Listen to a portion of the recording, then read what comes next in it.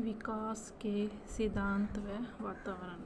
सामान्य प्रतिमानों का सिद्धांत। हरलोक के अनुसार जो जीव जंतु किसी जाति वर्ग के संबंध रखता है वो अपनी जाति वर्ग के अनुसार वही वृद्धि और विकास को प्राप्त करता है।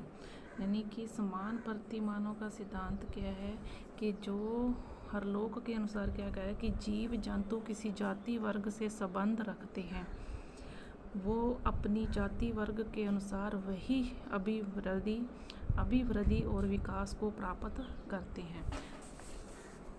एक मानव जाति का शिशु विश्व में कहीं भी पैदा हो उसका विकास एक निश्चित क्रम यानी कि सिर से पैर के अनुसार ही होगा। फिर है एकीकरण का सिद्धांत। सर्वप्रथम बालक अपने शरीर के सभी अंगों का प्रयोग करता है। वह सामान्य क्रिया में हाथ पैर मुंह आदि से भी सभी कार्यों को निष्पादन करने का प्रयास करता है। बाद में किसी वस्तु को पकड़ने के लिए शरीर के विशेष अंग हाथ से उंगलियों की ओर बढ़ता है। तीसरा है सामान्य से विशिष्ट का सिद्धांत। सामान्य से विशिष्ट का सिद्धांत। हरलोक के अनुसार हरलोक क्या कहते हैं कि विकास की सभी अवस्थाओं में विकास सामान्य से विशिष्ट की ओर होता है। इस सिद्धांत से बालक सामान्य प्रतिक्रिया करते हुए विकास सीखता है, बाद में विशिष्ट गतिविधियों से सीखता है। हरलोक क्या कहते हैं कि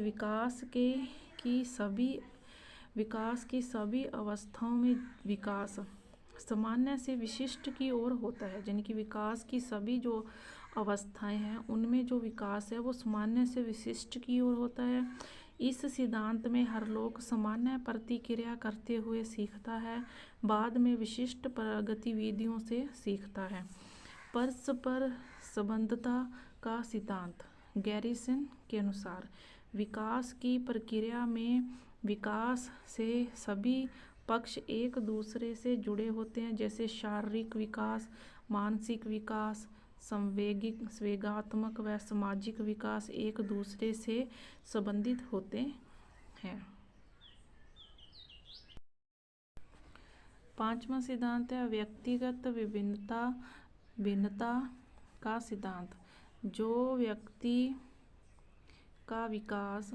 व्यक्तियों का विकास कभी भी एक समान नहीं होता है, जिसमें उनमें विभिन्न क्षेत्रों में अंतर पाया जाता है। यानी कि व्यक्ति भिन्नता का सिद्धांत क्या कहता है कि जो दो व्यक्ति होते हैं उनमें विकास कभी भी समान नहीं होता, उनमें विभिन्न क्षेत्रों में अंतर पाया जाता है। छठा सिद्धांत है निरंतरता का सिद्धांत। विकास निरंतर चलने वाली प्रक्रिया है, गर्भावस्था से मृत्यु अवस्था तक चलती है। सातवां है विकास की दिशा का सिद्धांत। सातवां सिद्धांत क्या है? विकास की दिशा का सिद्धांत। मस्तकोन्मुखी, जिसे स्किडोकोडल, इसमें विकास सिर से पैर की ओर होता है। मस्तकोन्मुखी यानी कि सिर से मस्तक से पैर तक होता है। जैसे पहले सिर, फिर गर्दन, धड़, हाथ और पैर। फिर समीपस्थ दूराभिमुखी सिद्धांत। वर्तुलाकार सिद्धांत है। विकास शरीर के मध्य भाग से प्रारंभ होता है और शिराओं की तरफ बढ़ता है, केंद्र से बाहर की ओर बढ़ता है। विकास अपसारी होता है। ये विकास अपसार होते हैं। फिर आठवां है विकास की विभिन्न गति का सिद्धांत। डगलस व हॉलैंड के अनुसार विकास में प्रत्येक अवस्था की अपनी गति होती है। शैशवावस्था व किशोरावस्था में विकास की गति तीव्र तथा बाल्यावस्था में विकास की गति मंद होती है। विभिन्न अंगों की गति का सिद्धांत। 9वां सिद्धांत कौन सा है?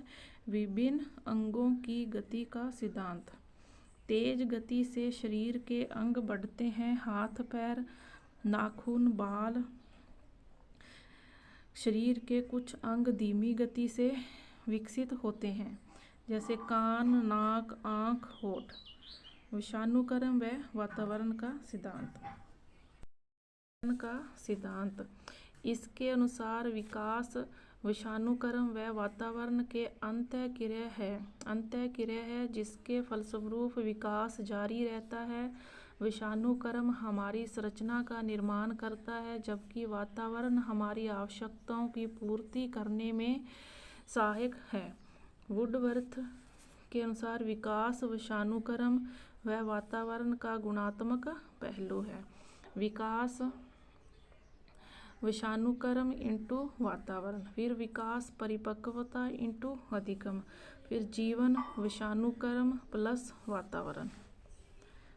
तो आज का जो हमारा टॉपिक था विकास के सिद्धांत। उम्मीद करती हूँ कि आपको वीडियो अच्छा लगा होगा। अगर वीडियो अच्छा लगा तो लाइक ज़रूर करना, चैनल को सब्सक्राइब करना। मिलते हैं नेक्स्ट वीडियो में। थैंक यू, धन्यवाद।